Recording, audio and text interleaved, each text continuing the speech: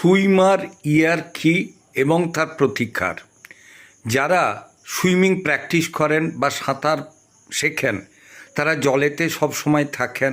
যেহেতু জলে থাকেন কানে জল ঢোকে, নানা লোক একই জায়গার ভেতরে ঘোরাফেরা করে এবং প্রচুর পরিমাণে জলকে পরিষ্কার রাখার জন্য ওষুধ দেওয়ার ফলে কানে জল ঢুকে ফাঙ্গাস ইনফেকশন হয়।